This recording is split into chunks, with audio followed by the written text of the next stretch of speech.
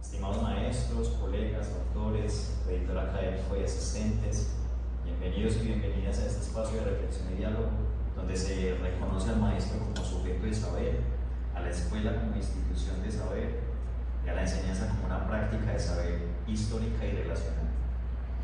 Hoy nos reunimos para compartir con la comunidad académica el lanzamiento del libro Los maestros como productores de saber escolar en Colombia, publicado por la editorial Aula de Humanidades. A esta casa editorial, nuestro más sincero agradecimiento por acoger esta obra. Inicialmente concebido como un único tomo, el libro fue publicado en 4 volúmenes gracias a la dedicación y pasión de los maestros coautores y a la fuerza pedagógica de nuestro editor académico, el profesor Miguel Ángel Martínez Velasco. Esta colección recoge las voces de los y las maestras colombianas y los visibiliza como productores de saber escolar. A continuación, el profesor Miguel Ángel Martínez, en calidad de editor académico, presentará la discusión epistemológica y el enfoque histórico-pedagógico que sustentan los trabajos presentados en los diferentes tomos de esta colección. Buenas tardes, ¿me escuchan? Buenas tardes para todos, no. Enciende. Hola, hola.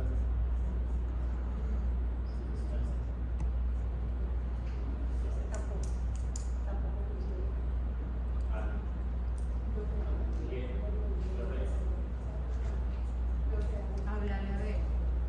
Aló. Hola. Ahí sí, ya.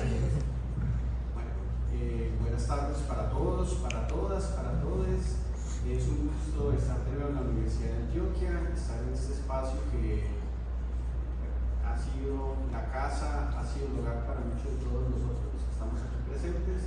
Y bueno, celebro que podamos reunirnos en torno a esta producción colectiva que hemos denominado los maestros como productores de saber escolar. Voy a permitirme leer algunas líneas muy concretas a propósito de qué elementos del orden epistemológico sustentan esta obra colectiva. Desde la década de los 1980, diversas luchas y desafíos han hecho posible la profesionalización, el reconocimiento y la identificación de los miembros del magisterio colombiano como intelectuales de la pedagogía. Esta colección editorial titulada Los maestros como productores de saber escolar en Colombia es reflejo de ese movimiento y de los cambios que han impulsado. Los maestros y maestras se conforman los 4 tomos de la colección, se han formado a nivel de pregrado y posgrado en la tradición histórica y epistémica del grupo de investigación interuniversitario Historia de la Práctica Pedagógica en Colombia. Cada uno de los 30 capítulos problematiza la enseñanza de los saberes escolares como un objeto de saber relacionar, el cual se desarrolla desde el jardín infantil hasta la universidad. A lo largo de los textos se visibilizan las múltiples relaciones que se tejen entre el oficio y los distintos campos de saber, la cultura, las infancias, las adolescencias, la lengua materna, el arte, la filosofía de la educación, la familia, las ciencias sociales, las ciencias naturales, la matemática, el cuerpo y la sexualidad. Es aquí donde la noción de saber escolar nos sirve de lente, como una caja de herramientas Foucaultiana, para examinar los procesos de saber, poder y subjetivación que se manifiestan en la escuela.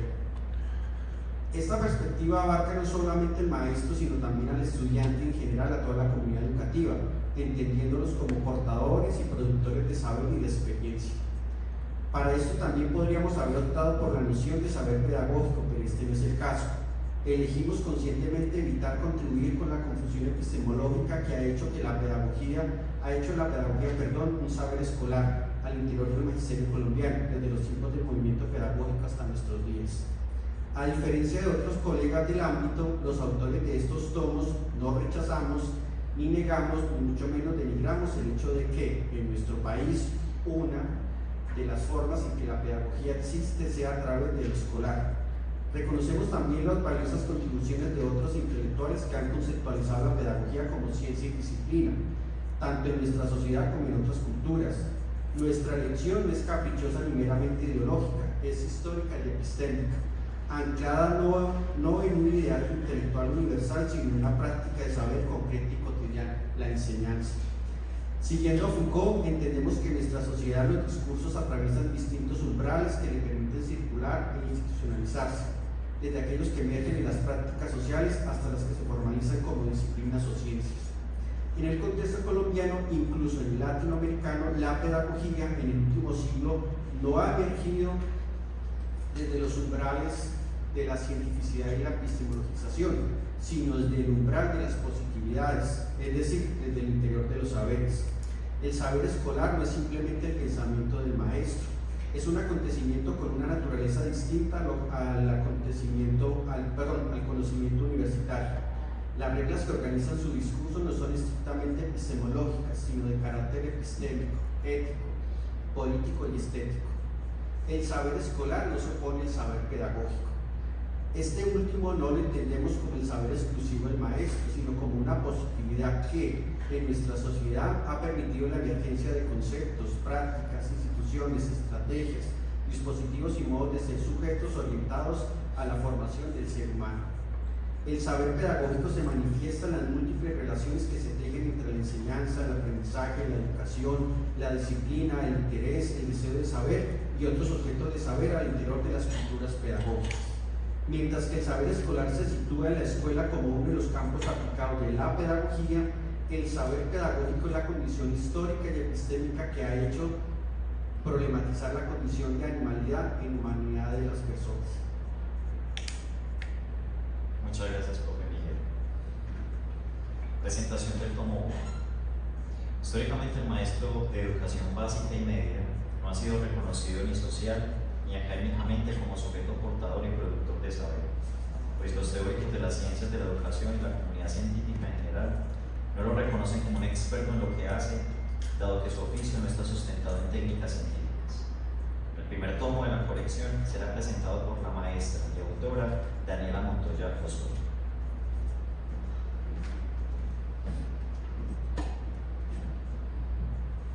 Buenas tardes. Buenas tardes. En este primer tomo encontraremos los siguientes artículos.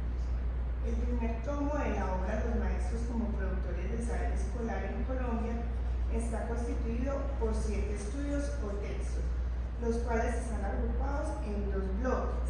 El primero aborda las construcciones conceptuales, históricas y epistemológicas que desde la segunda mitad del siglo XX se han generado en el campo pedagógico en el país con el propósito de fortalecer la presencia de la pedagogía, del maestro y de la escuela como espacio de construcción de saberes, prácticas y relaciones complejas.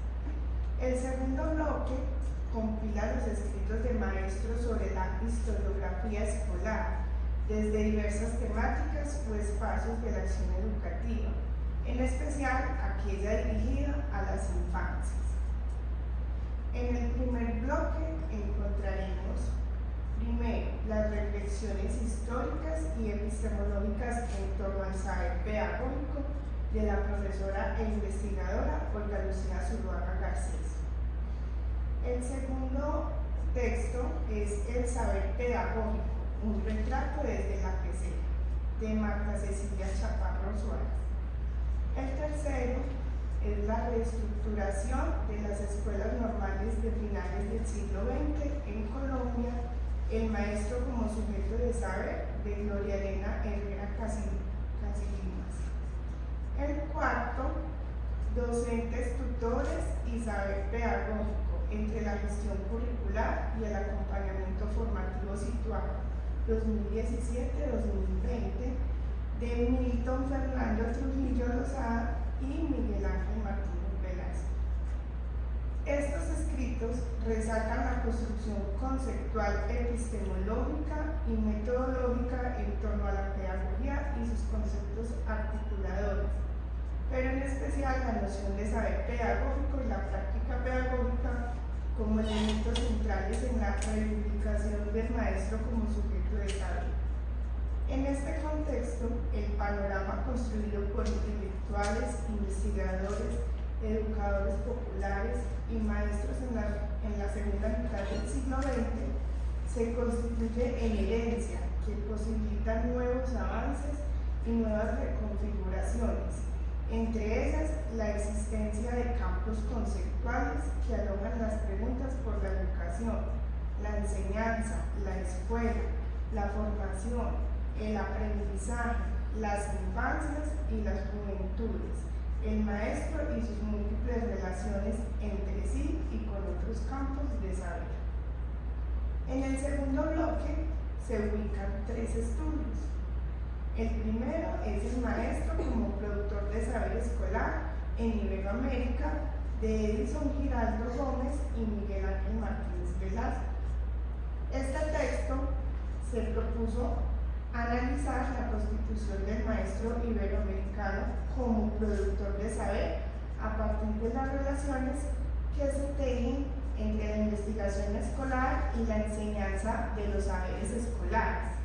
Metodológicamente se empleó la tematización como técnica de análisis del discurso pedagógico y el software de Excel para el establecimiento de las series temáticas. Entre los resultados se pudieron establecer las relaciones que se tejen entre la investigación escolar con el método de enseñanza, el currículo, el maestro investigador, el saber escolar, la investigación formativa y la formación inicial de maestros. Entre las conclusiones se plantea la posibilidad de recuperar y conceptualizar las distintas investigaciones que se han venido produciendo en Iberoamérica en torno a la investigación escolar como campo de saber y sus aportes a la profesionalización del maestro. Como segundo artículo de este bloque tenemos saberes en la formación de maestros de educación básica primaria de Carlos Ángel. El objetivo de esta revisión documental fue el de identificar las tendencias, nominaciones y ausencias investigativas sobre la formación de maestros para la educación primaria en el periodo del 2013-2018. El análisis documental se empleó para organizar 30 publicaciones a partir de las cuales se hacen visibles las tendencias: naturaleza del saber, saberes en la formación del maestro de educación básica primaria, investigación y práctica reflexiva. Estas fueron principalmente de España, Brasil, México y Colombia, cuyos objetos de investigación se ocuparon de calidad, competencias, saberes disciplinares, infancias, investigación y la práctica reflexiva. Elementos que hacen visible la dispersión de saberes en la formación de maestros y realizan un llamado a desnaturalizar aquellos que han sido apropiados en los pregrados. Y el tercer artículo que encontramos en este segundo bloque es la educación para la sexualidad en la historia de la educación, una revisión de la literatura académica de Liliana Arias Ortiz. El artículo presenta un balance historiográfico sobre el tratamiento de la relación cuerpo, sexualidad, género en la historia de la educación en Iberoamérica en los últimos 15 años. Su elaboración es el resultado de una investigación documental realizada en diversas bases de datos académicas como Scopus, ERIC, Cielo, Reali, Web, All Sciences y Google Scholar, entre otros. Durante el proceso de búsqueda se consideraron variables que vinculan la infancia, la sexualidad y la escuela, y se adoptó un enfoque histórico educativo como criterio esencial para la selección de las fuentes. Este análisis busca contribuir a la historia de los saberes escolares en el sentido de situar, a partir del rastreo de la producción académica, la discusión sobre la configuración de los saberes sobre la sexualidad en la escuela, sus modos de constitución, tradiciones, alianzas y tensiones. Muchas gracias. Muchas gracias, maestra Daniela. Presentación tomo 2. adentrarnos en el archivo pedagógico colombiano para leerlo, describirlo, analizarlo y volverlo a enunciar en clave Foucaultiana es la posibilidad de romper las pretensiones de verdad, inicio y fin o causa y efecto de aquello que fue dicho. Es poder romper la unidad del documento y sacar a la luz aquello que aún permanece oculto, en silencio y excluido. Es la oportunidad de develar las relaciones de saber, poder y subjetivación que se entretejen en los discursos y las prácticas para continuar aportando la memoria activa del saber pedagógico colombiano. A continuación, la maestra y autora Natalia López Grisales presentará el tomo 2 de la colección.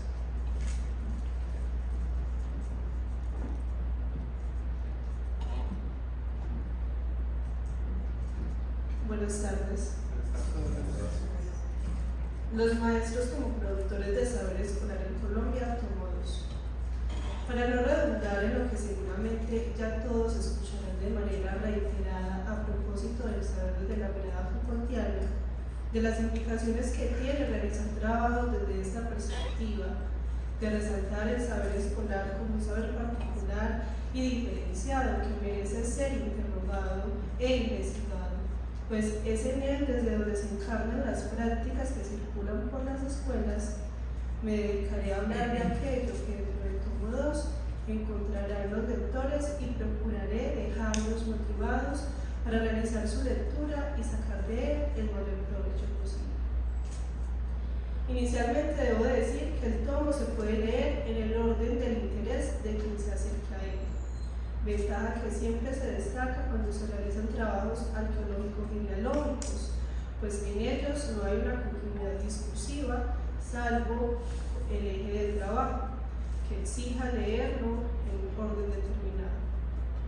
Acto seguido debo decir que la sencillez del lenguaje, las notas explicativas, las imágenes y los esquemas que allí se encuentran hacen agradable la lectura del mismo. Y por último, los cierres bibliográficos dan cuenta del trabajo riguroso de cada uno de los investigadores y dejan al lector listo para emprender su propio viaje de reconocimiento hacia su saber construido. El tomo cuenta con 10 estudios que yo divido en 3 apartados. Uno inicial que sienta las bases para comprender el saber escolar desde múltiples dimensiones. Uno intermedio que ubica en el plano del saber escolar asuntos como la educación familiar, la primera infancia y la pedagogía curativa. Por último, saberes de asignaturas reconocidas como la estética, las matemáticas, la música, la biología y la filosofía. Así pues, aquí el saber escolar es amplio y variado y permite reconocer inicialmente la multiplicidad de discursos que se producen, se regulan y se distribuyen en la escuela, como nos lo planteó Foucault en el orden del discurso. Pasemos ahora a los 10 estudios y a algunos enunciados que espero sean el motor de arranque para que se acerquen al tomo 2, lo discutan, lo pongan a prueba, en fin, lo hagan parte de sus libros de estudio, para recuperar y hacer tangible una de las huellas congénitas de la vocación del maestro colombiano que Alberto Martínez, Carlos Noguera y Jorge Castro nos mostraron: el reconocimiento del lugar que ocupamos como maestros dentro de la sociedad. Aquí los estudios. Primero, Introducción a la gramática del saber escolar, Alejandro Álvarez Gallego. La gramática del saber escolar es una categoría que pensé adecuada para mostrar las reglas básicas o códigos de funcionamiento que rigen el saber que hace posible la supervivencia de la escuela en una perspectiva de larga duración. Segundo, la educación familiar en clave de transmisión intergeneracional en 2 sagas familiares del Carmen de Viboral, Colombia, 1950-2020, de Ana María Posada Giraldo. La pregunta por la familia en clave de la transmisión intergeneracional anidó en disciplinas que entraron en conversación, entre ellas la antropología, la pedagogía, la psicología y la sociología. Tercero, saberes escolares en la educación de la primera infancia, una mutación insospechada, 1990-2020, Oscar Leonardo Cárdenas Forero. Este estudio se enfoca a determinar y describir las modulaciones que provocó concretamente en el campo de los saberes escolares de la educación temprana la irrupción en esta contemporaneidad de la primera infancia como acontecimiento. Cuarto, en defensa de la escolarización infantil, una lectura del saber pedagógico, Miguel Ángel Martínez Velasco. De allí que sea necesario analizar el dispositivo de escolarización y las tensiones entre la educación preescolar y la educación inicial como parte de un problema del orden del poder, donde entran en tensión el pastoreado y el neoliberalismo como racionalidades políticas para llevar a cabo el gobierno de los niños. Quinto, la pedagogía curativa como saber escolar en el Oriente Antioqueño, 1992-2021. Ana María Torres Estrada. Desde nuestro presente es fundamental analizar la relación escuela, oficio del maestro, pedagogía y discapacidad para desnaturalizar los procesos de saber que han permitido la apropiación de la pedagogía curativa en el marco de la educación inclusiva. Sexto, de sentidos y empatía hacia una estética escolar particular. Natalia López, Ángela Zapata, Miguel Ángel Montero. La necesidad de realizar la realidad educativa bajo un lente de una dimensión estética, entendida como un registro que permea la vida escolar en su totalidad e implica a su vez la adición de elementos poco tradicionales. Séptimo, la música como saber escolar enseñable en Colombia en la segunda mitad del siglo XX en los manuales escolares. María Clara Arenas Celine y Jair Hernando Álvarez Torres. Esta mirada del saber escolar enseñable se articula con el concepto de ideal tipo a partir de lo predictivo del sujeto a formar en la selección curricular de los contenidos de la asignatura de música. Octavo, ¿quién soy yo y cuánto valgo en la vida? Los modos de ser sujeto en la matemática. José Bernardo Galindo Ángel. Vale la pena preguntarse por el tipo de cultura que ha producido la escuela, los discursos y prácticas que ha implementado para hacernos pensar de un modo particular qué papel le ha puesto al hombre y a la mujer. Noveno, la biología escolar en Colombia, problematizando la enseñanza de la biología desde la historia genealógica. Paola Andrea Roa García. Es posible decir que la biología es un saber escolar porque propone formas de ver y decir respecto a la vida, siendo una estrategia que posibilita la conducción de los sujetos valiéndose de la ficción científica en su naturalización. Décimo, la configuración de la filosofía de la educación para el gobierno de los maestros, 1951-1961. Lady Karen López Cristizado y Edu Fabián González. Asistimos por tanto al abandono de la filosofía de la pedagogía. Este proceso pone de manifiesto la desvirtuación del hacer filosófico y afianza su concepción como saber irrelevante para el desarrollo humano y educativo. Para cerrar, no queda más que decir que están invitados e invitadas a comenzar a roer este texto, a degustar cada trozo, a darse la posibilidad de pensar de otros modos el saber escolar que circula y que hacemos circular desde nuestras prácticas. Muchas gracias.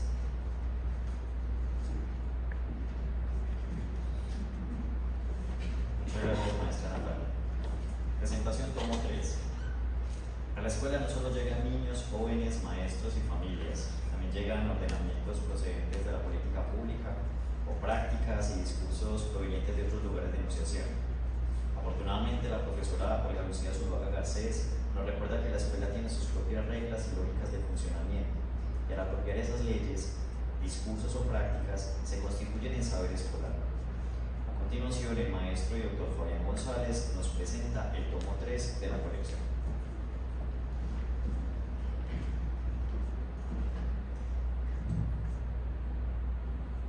Buenas tardes.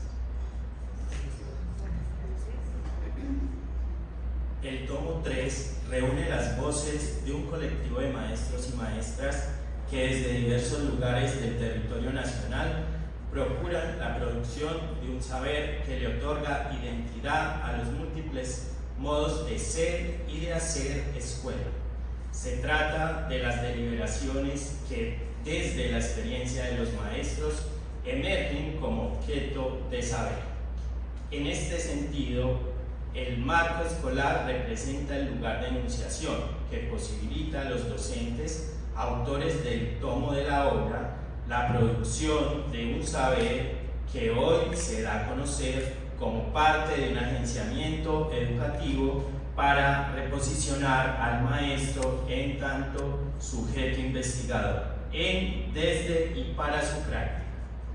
En este tomo se acopian las reflexiones surgidas en el plano de la experiencia formativa e investigativa de intelectuales e investigadores, maestros y maestras, disertaciones que para este caso van desde los estudios historiográficos del campo conceptual de la pedagogía, del saber escolar y de las infancias, hasta aspectos relacionados con la identidad docente, las prácticas pedagógicas y la evaluación.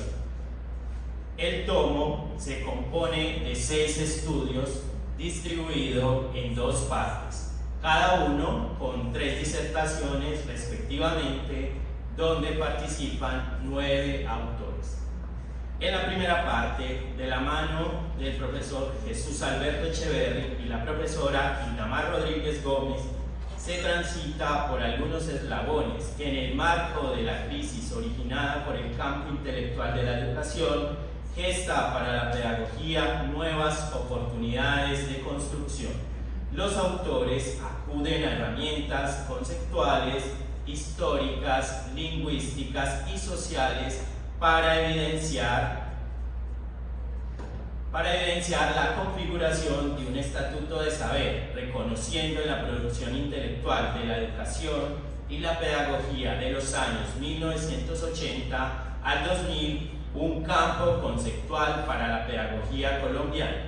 Los resultados de esta reflexión evidencian la producción de un dispositivo de saber-poder que posibilita a los maestros colombianos configurarse como sujetos portadores y productores de saber pedagógico a partir de las relaciones entre la pedagogía, las ciencias y las humanidades.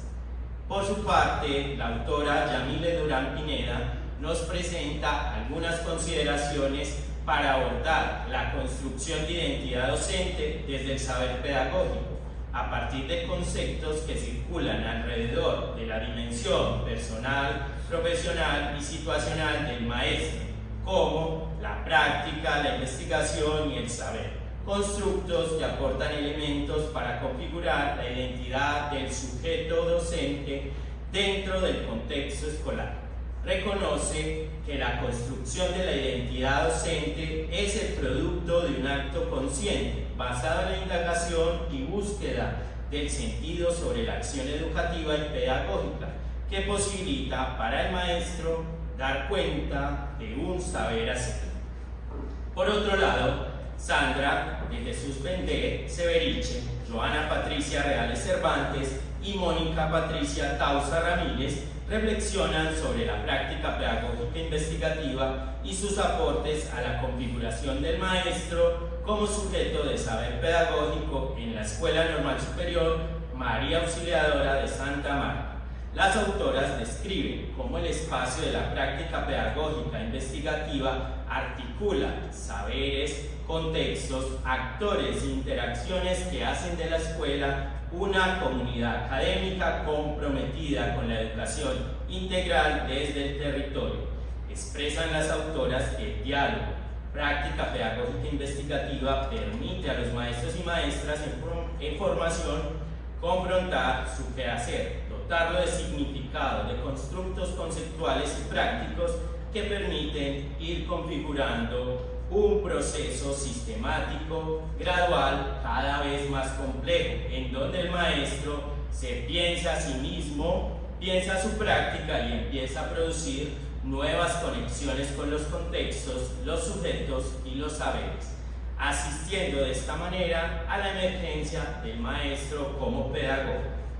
La segunda parte de este tomo invita a considerar los estudios historiográficos y de revisión como una oportunidad para comprender cómo han evolucionado algunas ideas, conceptos y prácticas a lo largo del tiempo, ayudándonos a entender el presente y futuro de la pedagogía.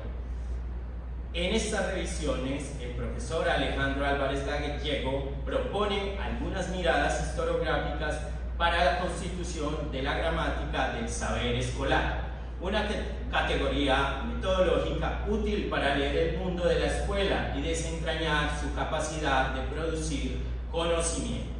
Desde esta perspectiva, se afirma que la institución escuela no es estática y en la medida en que cambia, lo hace de acuerdo a unas reglas internas que la regulan y le son propias, y por tanto encargadas de regir el saber que la sustenta.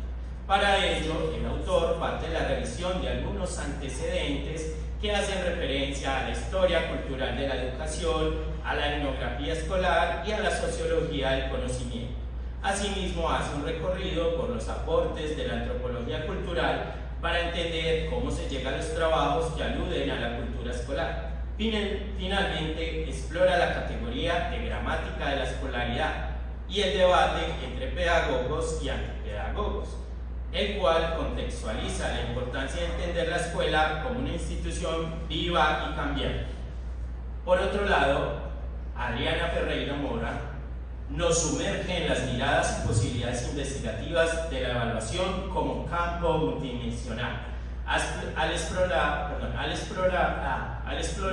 las concepciones de la práctica evaluativa desde los maestros y los estudiantes. Por medio de la revisión de antecedentes investigativos, la autora identifica desde este campo de conocimiento un marcado interés por la evaluación y su relación con el sujeto o el proceso, con las prácticas del campo disciplinar del docente, con el marco normativo de los entes de control educativo y finalmente un interés por la evaluación y su relación o tensión con el saber pedagógico.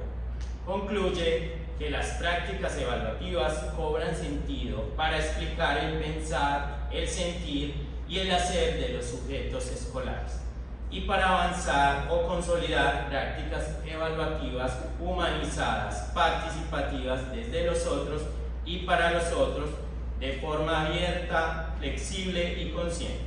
Finalmente, el profesor Miguel Ángel Martínez Velasco, a través de una historiografía de la educación de las infancias en Colombia, nos muestra un recorrido que problematiza la naturalización de la educación inicial y visibiliza otros modos de existencia de la educación de las infancias.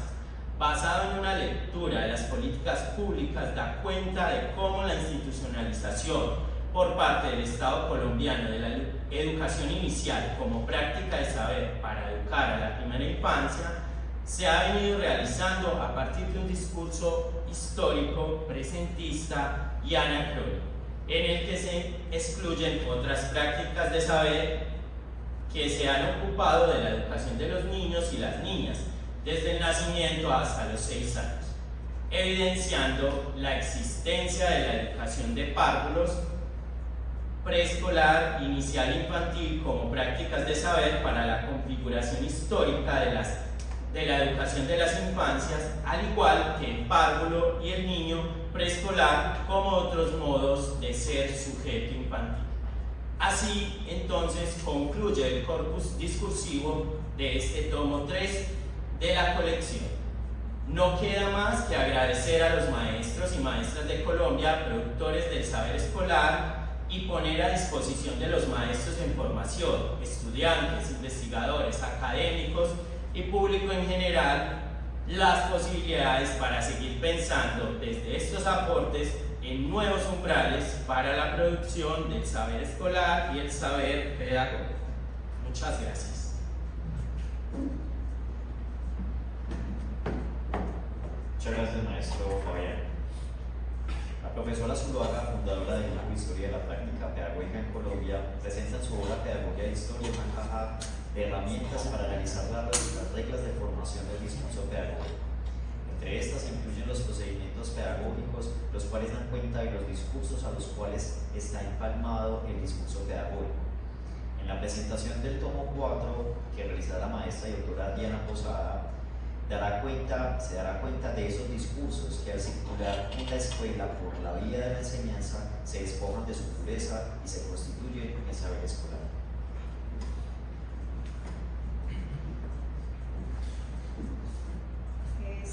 comisionada para hacer esta presentación del tomo 4 porque la persona que estaba designada tuvo un percance.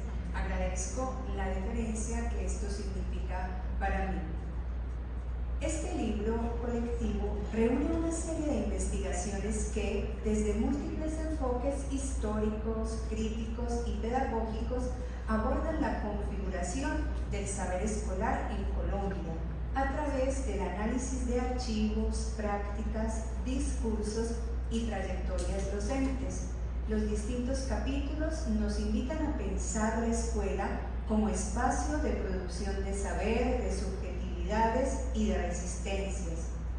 Diversos capítulos exploran cómo los maestros se constituyen como productores de saber pedagógico, desde las escuelas normales como lugares de resistencia y herencia del movimiento pedagógico hasta el acompañamiento situado de los docentes. Se destacan las prácticas investigativas que posicionan al maestro como intelectual crítico. Estos trabajos ofrecen una mirada arqueogenealógica sobre la constitución de saberes escolares como la escritura escolar, la matemática, la biología, la filosofía de la educación musical, la infancia, la enseñanza y las ciencias naturales. Estos textos desnaturalizan su pretendida neutralidad para mostrar la inscripción en regímenes de poder, disciplinamiento y subjetivación. Esta obra, configurada en 4 tomos, invita a pensar la historia de la pedagogía a través de una caja de herramientas Foucaultiana, es decir, una serie de nociones, conceptos, estrategias metodológicas y lentes críticos que permiten interrogar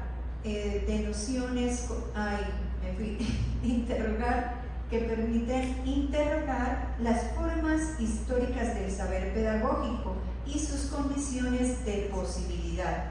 Desde esta perspectiva, no se trata simplemente de aplicar conceptos prefabricados, sino de construir, adaptar y pensar herramientas analíticas que permitan leer las prácticas educativas como formaciones históricas contingentes y atravesadas por relaciones de poder.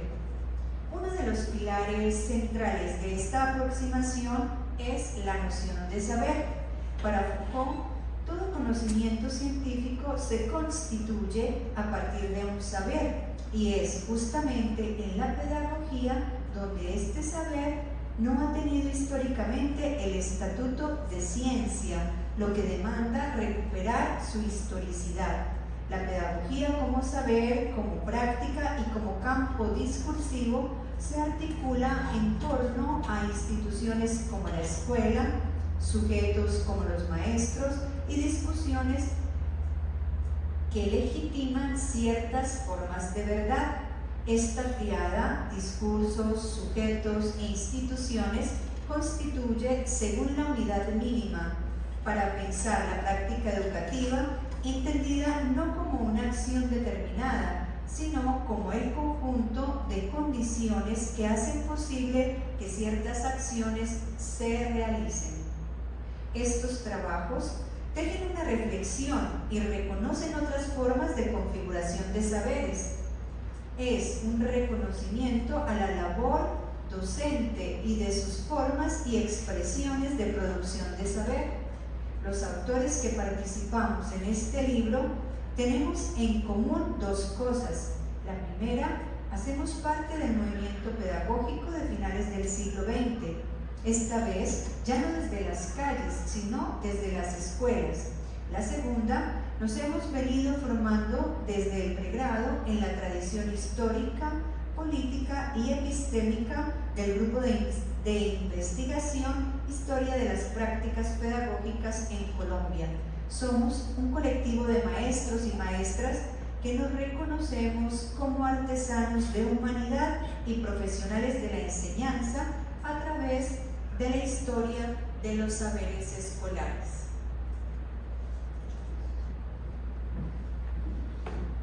Muchas gracias, maestra Diana. Bueno, aquí concluye la primera parte de este evento.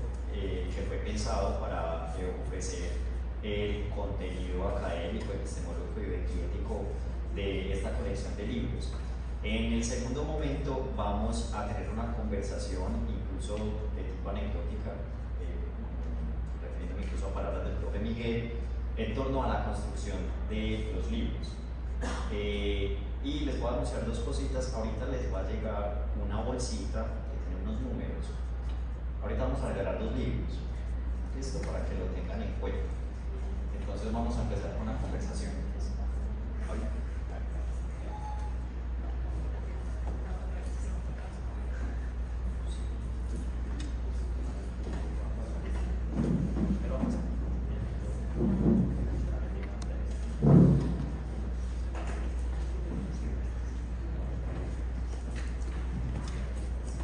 Bueno, tengo 5 tandas de preguntas, están diferenciadas. Hay unas que van a estar dirigidas solamente a los autores, otra solamente al profe Miguel y finalmente una tanda en donde se da la palabra a los asistentes. ¿Listo?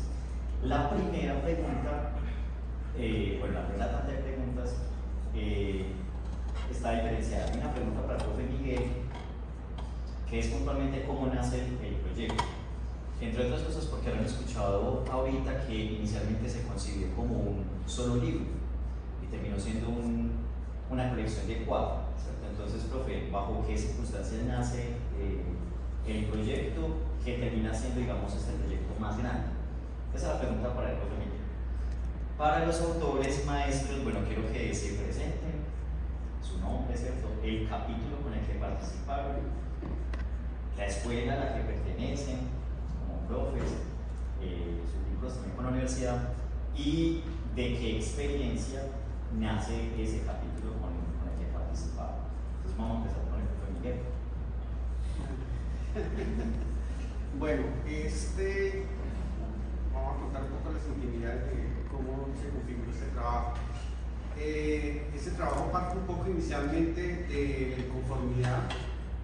En ese momento yo me desempeñaba como asesor de la línea de formación de maestros aquí en la universidad y no estuvimos de acuerdo con la valoración de uno de los trabajos de grado de la maestría, entre otras cosas porque hubo un problema interno. Entonces sabíamos que allá había un trabajo bastante interesante. Entonces decidimos, bueno, ¿por qué no pensar entonces en una publicación colectiva que posibilite recoger por un lado los trabajos que ya desde al interior de la línea de formación de maestros aquí en la Universidad de Antioquia se estaba trabajando, pero que también en otros escenarios a nivel nacional, como en Medellín, como en Bogotá, como en Cali, se estaba pensando el objeto del saber escolar. Entonces, digamos que parte ahí de esa inconformidad, pero también de visibilizar como digamos, esta nueva generación de estudiantes de maestría en su momento, que ya no son los profesores universitarios, sino que son maestros de escuela. Y había pues un compromiso en términos de visibilizarlos, en términos del potencial que hay en medio de esos trabajos. Entonces, poco a poco fuimos invitando a colegas de aquí de la Universidad de Antioquia, de la Universidad del Valle, de la Universidad Pedagógica, pero también amigos, colegas de otras escuelas normales que también han tenido un interés en problematizar el maestro como productor de saber pedagógico. Y bueno, poco a poco empezamos a construir ese colectivo que hoy nos permite estar aquí presentes. Digamos que parte un poco de esa necesidad y de reconocer y de participar también en los debates que, bueno, ahora más adelante a propósito lo mencionaré, de estas tensiones que se han venido produciendo en torno a la creación de los pregrados en pedagogía aquí particularmente aquí en la Universidad de Antioquia, en la Universidad Pedagógica Nacional, y bueno, ya esto es un más chisme pedagógico, en la Universidad del Valle, que también se está intentando construir una versión, pero es una versión en la que se sigue subordinando al maestro, se sigue subordinando su condición intelectual. Entonces, bajo la idea de que el estatuto de la pedagogía es desde la ciencia y no reconociendo otras formas de existencia. Entonces, Es una apuesta política, pero también epistémica lo que hemos venido construyendo. Bueno, buenas tardes. Mi nombre es Adriana Ferreira. Soy parte de este maravilloso colectivo. Estoy ubicada con mi texto en el capítulo 3, en el tomo 3, en el estudio 5. Formo parte de esta historiografía escolar con mi capítulo de la evaluación, miradas y posibilidades investigativas en un campo multidimensional. De base, formada pues como licenciada en educación especial, llego aquí a Medellín buscando las condiciones de posibilidades, pero también como detrás de unos sueños que es mi tierra. Soy parte de esa ubicación geográfica donde es Miguel, soy del norte de Santander, de Cúcuta, y llegando acá pues me encontré con otras realidades. Tuve la fortuna de ser compañera de trabajo. Miguel fue mi jefe en una universidad, dando unas peleas pedagógicas por ganarnos unos espacios, y encontré como un eco, encontré con quien conversar, encontré como un compañero de sueños y de luchas, y eso me siguió animando en el camino. Actualmente estoy como docente de básica primaria en la Comuna 13, soy docente de la institución educativa de la Independencia. Desde allí entonces mirar otras realidades, mirar otros sueños y pensar en otros proyectos de escritura que ya estamos conversando con Miguel. No tengo una relación directa con la Universidad de Antioquia. Mi casa de formación es la Universidad de Pamplona, ¿verdad? Pero también una universidad con un distintivo en la búsqueda de ese saber pedagógico muy fuerte. Magíster en práctica pedagógica de la Universidad Francisco de Paula de Santander, y allí encontré ese acercamiento con el grupo de Historia de Prácticas Pedagógicas, porque muchos de esos grandes referentes del grupo fueron mis maestros en ese recorrer de los diferentes cursos. Entonces acepté la invitación de Miguel porque es muy grato caminar al lado de quienes también tienen la misma visión y el mismo sentido del ser maestro. Gracias.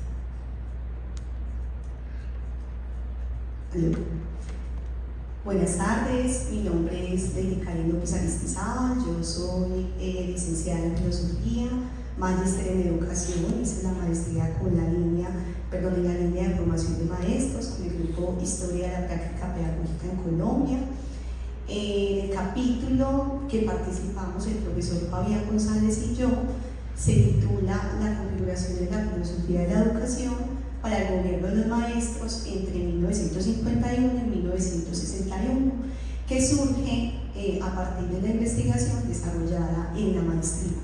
Un trabajo que tuvo como propósito poder identificar o comprender la configuración de la filosofía de la educación como un saber pedagógico que orientó la formación de los maestros, pero también su gobierno, en este caso los maestros de Antioquia, específicamente de las escuelas normales y de la Facultad de Ciencias de la Educación de la Universidad de Antioquia.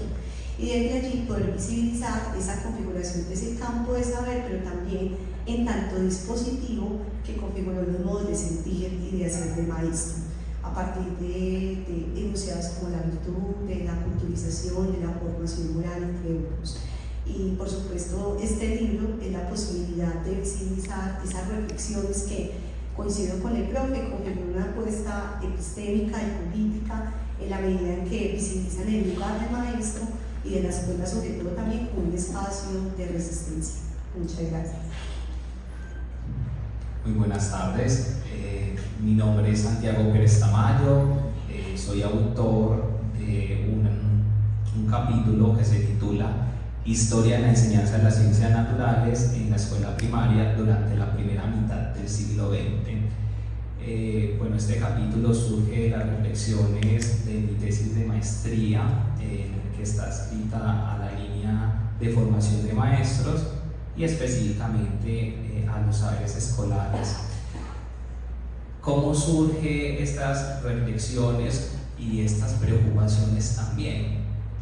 Es una apuesta también por la búsqueda de una identidad. Digamos que cuando termino el pregrado quedo con la inquietud de qué significa ser maestro en ciencias naturales y cuál es mi saber como maestro.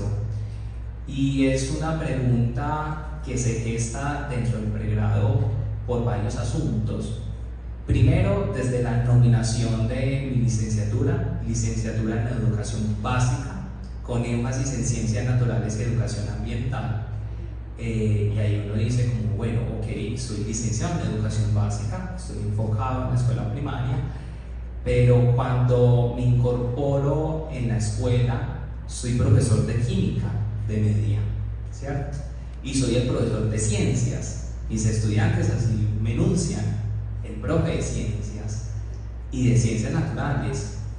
Entonces comienzo a problematizar precisamente esa incongruencia entre el mundo laboral y mi formación académica, y parte también incluso de la enseñanza misma de la formación de maestros acá en la universidad. Siempre problematicé el asunto de que nuestros propios profesores estuvieran distribuidos por bloques. Entonces nosotros veíamos la física en el bloque 7, química en el bloque 1, veíamos matemáticas en el bloque 4, y los profesores eran químicos, físicos, matemáticos. Y como tal, estamos aprendiendo el asunto de lo disciplinar, muchas veces no enfocado precisamente a las necesidades de la escuela. Y siento que eso hizo que muchos de mis compañeros o desertaran, buscaran ingenierías y biologías, porque no se sentían cómodos, y otros se enfocaron o buscaron ese saber dentro de lo disciplinar, hicieron sus maestrías en ciencias exactas, en matemáticas. Yo tuve la posibilidad de formarme en pregrado en pedagogía y reconocí que mi saber como maestro era un saber pedagógico, y ese saber entonces me llevó a hacer este tipo de cuestionamientos, este tipo de preguntas, y comencé a idear y a preguntarme por qué saber le queda al maestro, cuál es el saber del maestro en ciencias naturales hoy en un mundo pues descentralizado de esa noción de saber. Surge de esas problematizaciones y de esas reflexiones. Bueno, muy buenas tardes para todos. Inicialmente agradecer la invitación pues, que tuvieron los profesores Miguel y el profesor César a organizar este evento. Es para mí pues, motivo también de alegría saber que ha tenido pues, una gran visualización o una gran acogida los libros. Tenemos aquí presentes, y también agradecer a las compañeras con las que realicé el capítulo del libro que se denomina de la empatía y los sentidos hacia una estética escolar particular. Y bueno, pues para iniciar como brevemente qué nos motivó a hacer el capítulo del libro, fue la pregunta por qué es lo que surge en la escuela que de cierta manera trasciende hacia la realidad de los estudiantes y que nosotros como docentes logramos tomar para precisamente configurar una estética escolar particular. Entonces nos encontramos con diferentes realidades que a partir de los sentidos y a partir de esa relación de los sentidos con el objeto del conocimiento, nos dábamos cuenta que siempre había una constante idea que había desde las ciencias sociales una relación con el otro, con lo otro, desde la sensibilidad. Y es así como nosotros decidimos empezar a hacer el trabajo de grado. Y bueno, nos surgió la invitación a participar en este libro. Nuestro trabajo de grado se denomina Cartografía de Voces y Sentidos en una enseñanza polifónica de las ciencias sociales, el devenir de lo terrible y lo bello en el aula. ¿Por qué lo terrible y lo bello? Porque a partir de ahí es que nos enteramos de las diferentes realidades que aparecen en la escuela y que también configuran una estética particular en cada uno de los docentes, ¿cierto? Y cómo nosotros a partir de esa estética podemos llegar a visualizar aquello que no tenemos a simple vista, ¿cierto? A partir también de esos sentidos. Mi nombre es Miguel Ángel Botero, soy licenciado en Ciencias Sociales y bueno, es un gusto para mí estar acá. Bueno, muy buenas tardes para todos y para todas. Mi nombre es Esteban Montoya Marín. El capítulo con el que participo en esta escritura se llama Saberes Escolares en la Licenciatura en Ciencias Sociales, Tensiones y Desplazamientos. Es un ejercicio que deriva de otra investigación que había desarrollado durante mi etapa de formación de la maestría, donde yo había indagado por un saber particular que era la didáctica de las ciencias sociales, y me había percatado de una serie de desplazamientos de este saber al interior del programa académico, y quedaba en punta algo bien particular, y era una preocupación por los saberes escolares, que entraron al final de la etapa que yo analizo a generar una suerte de tensión con la didáctica que ya se estaba instalada y con los saberes que se le enseñaba a los maestros. Entonces, cuando el profesor me extiende la invitación, me percato que es la oportunidad para decir: qué tan interesante contar que la licenciatura en Ciencias Sociales ha venido dándole cabida a la preocupación por los saberes escolares, y que asume como una posición ética entender que la escuela también produce, y que es necesario que nuestros maestros, que quienes se forman para ser maestros, entiendan esa lógica de producción. Porque algo que me percataba cuando uno mira en retrospectiva y cuando analiza su propio ejercicio, parecía que nuestras investigaciones, lo que hacía el pregrado era ir: vea, tenemos esta teoría, la vamos a aplicar y venimos y socializamos lo que hallamos. Pero luego la licenciatura misma hace un viraje y empieza a decir: pero es que los maestros que están allí también están produciendo saber, la escuela está produciendo un saber. Y este ejercicio de escritura lo que hace es como agradecerle a esos maestros que dijeron: volvamos la mirada sobre lo que pasa en la escuela, resignifiquemos el quehacer de los maestros y entendamos cuáles han sido las lógicas de producción de ese saber que se ha dado allí, que se ha gestado allí. Y de ahí pues deriva esa oportunidad de contar cómo la licenciatura, en un último desplazamiento más o menos de la última década, viene diciendo: no solamente hay que llevar saber a la escuela, investiguemos lo que tiene la escuela. Y eso es algo que algunos de los egresados del programa pueden dar cuenta, precisamente porque se han encontrado con eso que se había producido allí y que de alguna manera había sido invisibilizado. Muchas gracias, maestros. Y les voy a hacer la segunda tanda de preguntas a propósito de algo que incluso estaba refiriendo el profe Miguel respecto a la Universidad de Valle, el programa de pedagogía, y es ¿por qué se hace necesario visibilizar este concepto de maestro de saber escolar? El profe Miguel ahorita decía que esta categoría está asociada con el movimiento pedagógico, ¿cierto? En términos éticos y políticos, pero digamos, ya llevamos 40 años, ¿cierto? Y digamos, y sigue siendo necesario visibilizarlo, pero entonces, ¿por qué? Digamos, en términos concretos les preguntaría: ¿qué fuerzas o qué poderes se registran en este momento que subordinan al maestro y lo desconocen como productor de saber escolar? Esta iría a todos, pero quisiera que empezáramos por los maestros y terminara el profe Miguel. ¿Listo? Entonces, y una cosa, qué pena, maestros, 2 minutos, una cosa concreta. ¿Sí? Gracias. Bueno, voy a empezar yo. A propósito pues, de la pregunta que nos hace César, me parece que en el presente todavía persisten, incluso se transforman esas fuerzas que han visibilizado al maestro como productor de saber. Por ejemplo, un caso puntual: el discurso neoliberal ha instalado formas de control que hoy por hoy todavía definen la labor del maestro, como las pruebas estandarizadas, los indicadores de calidad e incluso el discurso de innovación educativa, que en muchas ocasiones impone lo que se debe hacer en el aula. Entonces, en ese contexto vemos cómo se desplaza ese saber pedagógico a partir de esas lógicas de eficiencia y de productividad, y terminan entonces haciendo de la enseñanza una labor que es instrumental, que si se quiere pues se puede decir que cumple con unos propósitos burocráticos. También hay que decir que a partir de esos discursos que se instalan en la escuela, que la atraviesan, se reafirman algunas ideas que se han consolidado casi que históricamente. Una de ellas, por ejemplo, que el maestro es un sujeto en falta. Es decir, es un sujeto que siempre está por ser formado, capacitado, actualizado, que constantemente se mide su labor a partir de competencias, indicadores, estándares que evidencian esa incapacidad para poder, digamos, responder a las exigencias y a las demandas del sistema educativo, del sistema político, del sistema cultural.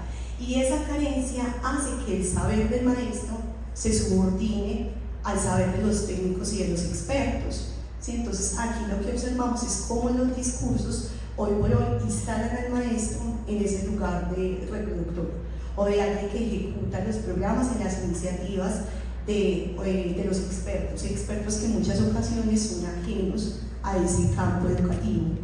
Y un ejemplo concreto de ello, pues el programa Todos Aprenden es un programa en el que tuve la experiencia de participar, que tiene unos elementos muy potentes en términos de acompañar esos procesos de formación de maestros, pero que parte de una mirada que afianza la precarización de la identidad del maestro. Entonces todavía persisten esas fuerzas y por eso es vital empezarse a preguntar por el lugar del maestro en la escuela y la función de la escuela ya no como un espacio de reproducción, sino como un espacio de producción. Yo continúo en la línea del planteamiento de la compañera y para mí esa parte de los imaginarios sociales que la que estaba planteándonos ha sido muy marcada, ha quedado muy instaurada dentro de cada uno de nosotros, no solo de los maestros o de los entes institucionales, sino también dentro de las familias.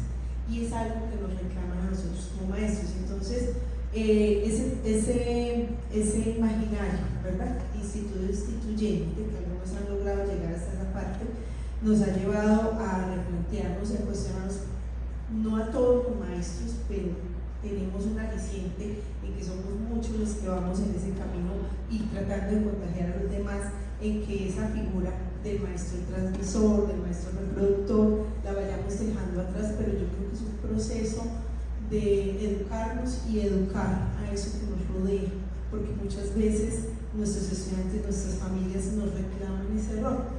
Entonces hay ahí una tarea y un reto bastante fuerte en la posición que debemos nosotros, el lugar desde donde nos paramos como maestros intelectuales, como maestros productores de ese saber escolar, para que también nosotros tengamos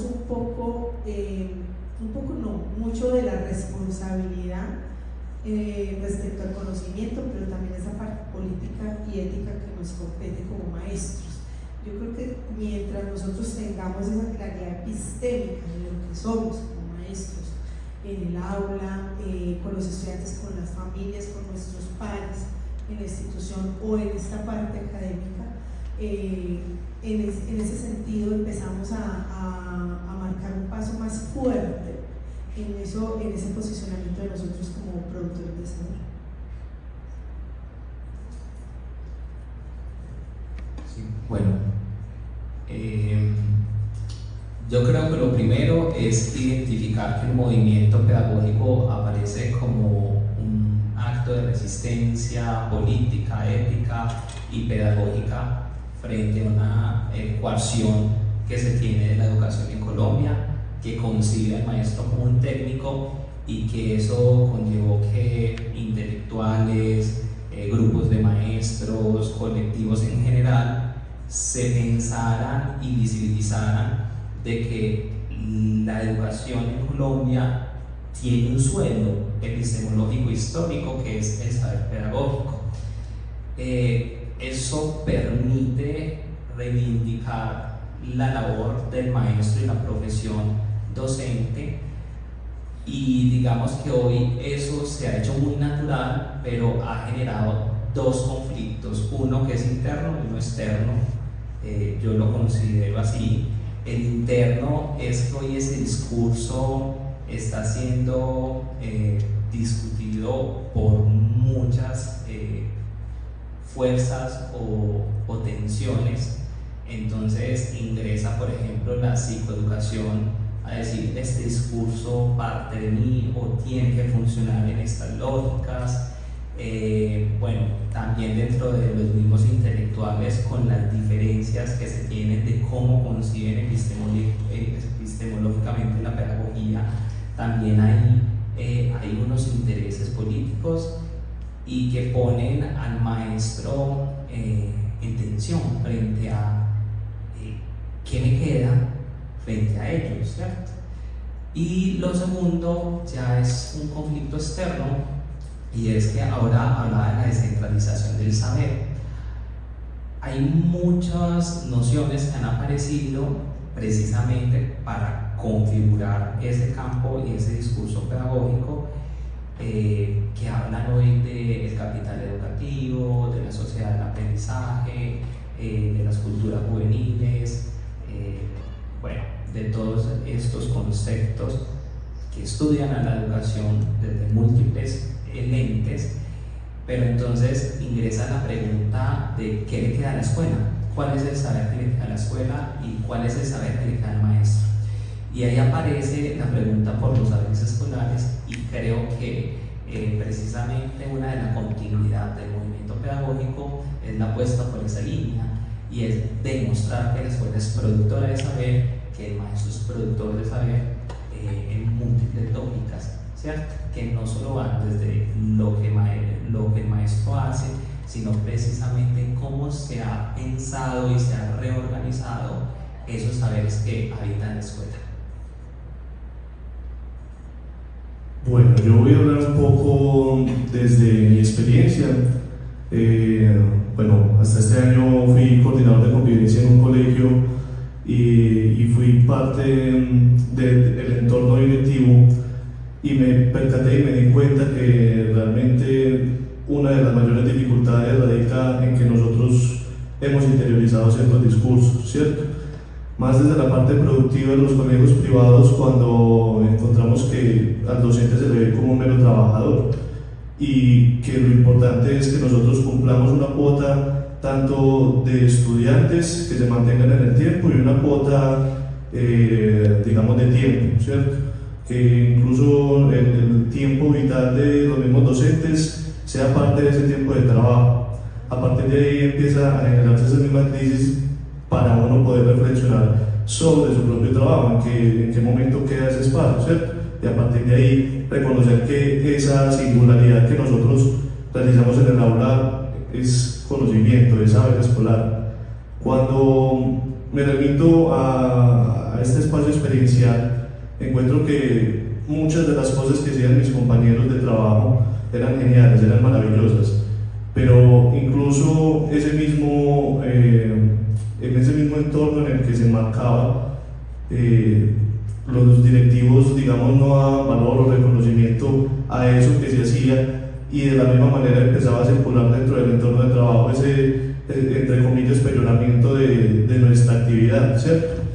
Entonces, lo hablo pues desde la perspectiva de la educación privada hasta donde tengo pues el conocimiento, porque pues no me atrevo a hablar de otro campo que no tenga experiencia, porque probablemente en el sector público pueda haber más flexibilidad en muchos aspectos, pero a partir de ahí es que encuentro esa dificultad inicial, que nosotros empezamos a crear un discurso en las mismas instituciones que imposibilitan pensar más allá de lo que nosotros hacemos en el aula, que eso que hacemos en el aula tiene un gran valor no solo para nosotros como pensadores y como creadores de saber escolar, sino también para los estudiantes. Yo creo que esa es como la finalidad fundamental de que nosotros también estemos acá, darle ese papel y esa significancia que tienen los estudiantes en cada uno de nuestros trabajos. Por lo menos lo hablo desde el archivo que nosotros logramos recopilar durante todo este tiempo y durante el trabajo que hicimos. Esa es como la dificultad que yo encuentro precisamente para reconocernos como sujetos de saber y creadores del saber escolar.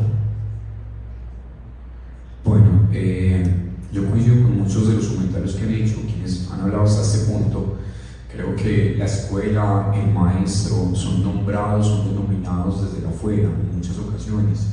De allí una proliferación de discursos que dicen hay que atender, tenemos que crear tal cosa, propongamos tal actividad, proyectemos tal meta para tal año, pero poco se escucha a quienes hacen parte de la escuela. Esa es una gran carencia, y por eso estamos como en un círculo vicioso, es decir, la escuela no produce, la escuela está atrasada, pero nunca escuchamos a los que están en la escuela. Siempre esas categorías, esos juicios vienen desde la afuera. Entonces creo que la potencia de este ejercicio está en eso, en que quienes habitamos las aulas, quienes estamos desde las 6 de la mañana con el vaivén de lo escolar, somos quienes estamos nombrando lo que pasa frente a ese saber. Entonces creo que esa es la fuerza, es un acto, como bien lo enunciaba Santiago, una expresión muy bella, como es un acto de resistencia, y es un acto de resistencia que me permite generar mi identidad, no desde los criterios externos, no desde las imposiciones de otras esferas, sino desde una forma de acercarme al saber, y desde allí soy capaz de producir. Entonces creo que la fuerza que esto tiene es que da luces o visibiliza a quienes de alguna manera habían estado o hemos estado sometidos a los discursos producidos desde el exterior.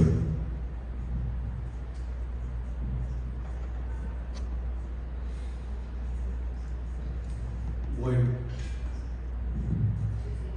además de las subordinaciones del orden social, del orden político, económico que han mencionado los compañeros, hay una subordinación que me preocupa, y es la subordinación, no diría epistémica, sino epistemológica.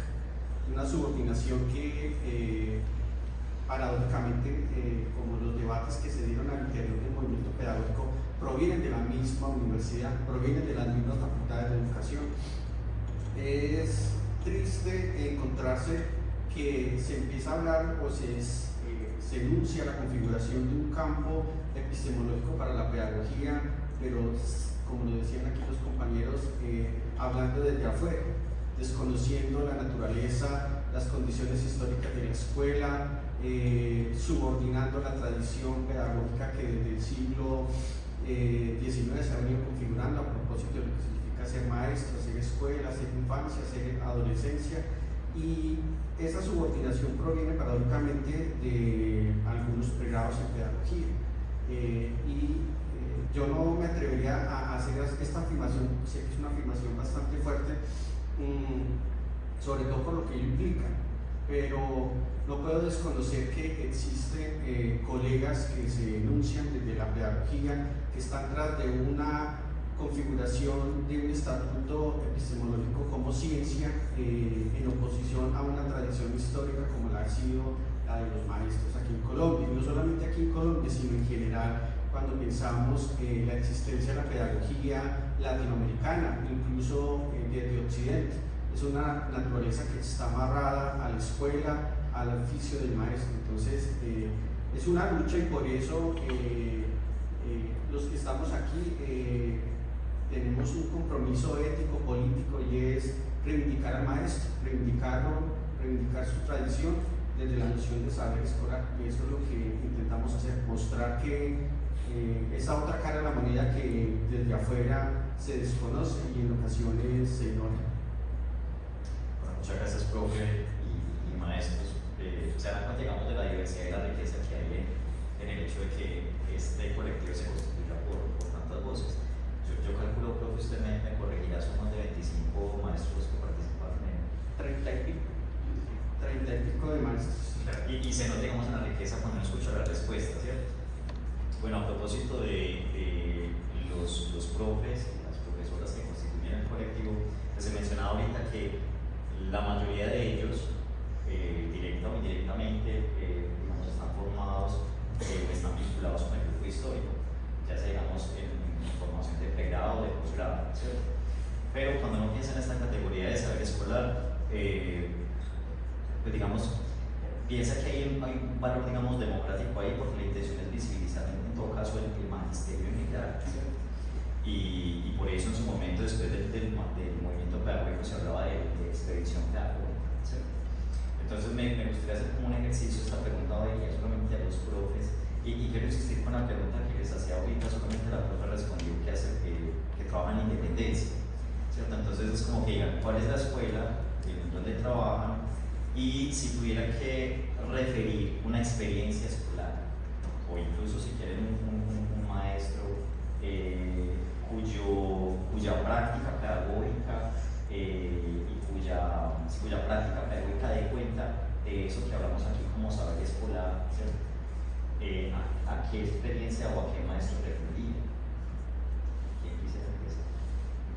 voy a arrancar yo.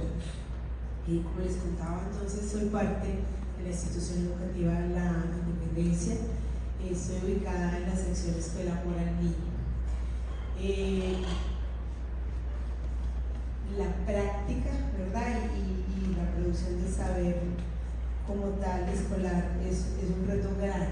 Para mí, hablar de un maestro que yo tuviese en mente, un compañero o una compañera para resaltar su trabajo desde ese saber escolar, tiene que ver directamente con ese adentrarse en el contexto, porque era lo que ellos mencionaban hace un momento, ¿verdad?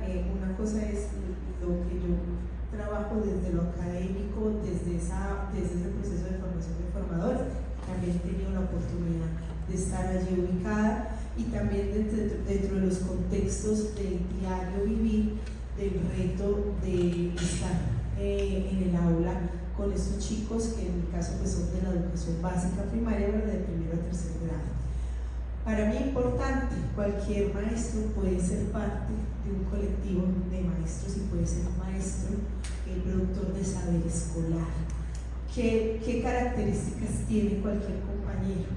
Yo pienso que es fundamental que pueda abrir y mostrar su práctica pedagógica, que el ego no lo lleve a crear una barrera. Hay algo que me parece a mí desde todos estos años de experiencia docente y es que bueno la capacidad de poder contar y escuchar, mostrar, ¿verdad? Y ver la práctica del otro, que en ese caso fue el ejercicio que a mí me acercó a Miguel. Con toda esa producción y todo ese bagaje que tiene Miguel Ángel, ya estar en el aula y verlo sentado, disfrutando de una de mis clases de práctica pedagógica o entrar yo a los espacios de aula, para muchos de nosotros no es algo sencillo y eso es una invitación abierta a que lo podamos hacer. Otro de los elementos que yo creo es que llama mucho la atención aquel maestro que habla desde su experiencia, pero también que tiene un lugar muy fuerte desde sus claridades, ¿verdad? En el caso mío, dentro de todo este proceso de maestría y de doctorado, trabajando sobre evaluación, qué bueno ese maestro que cuando habla y cuando hace está dejando ver su claridad frente a esas concepciones de conocimiento, de aprendizaje, de enseñanza, que hace que se gane como un respeto frente a lo que yo veo y comparto con él, pero también de lo que también puedo recibir de él. A veces eso, en mi caso, desde mi vivencia, lo hace ver a uno como, excúsenme la coloquialidad, como un bicho raro, porque hay compañeros que lo miran a uno como que, ¿y eso qué? Pero hay otros compañeros con los que uno se acerca y tiene un par para conversar. Otra característica importante es ese seguir creando entre nosotros, seguir actualizándonos, ¿verdad? Seguir teniendo esa capacidad de resignificarnos, de construirnos. Eso es algo que cualquier maestro que quiera hacer, porque ahí también hay un elemento de voluntad, ¿verdad? Que yo me atrevo a considerarme, a darme lugar como maestro productor de saber escolar, es un reto importante. Maestros en el camino, ahorita estábamos hablando con la profe Diana de una gran maestra que creo que tocó la formación de muchos de ustedes, y fue Patricia Parra, quien ya se retiró, maestra de maestras, ¿verdad? Una persona que uno puede resaltar en esa capacidad de producir, pero también de acercarse y tocar vidas, que eso me parece importante entre nosotros.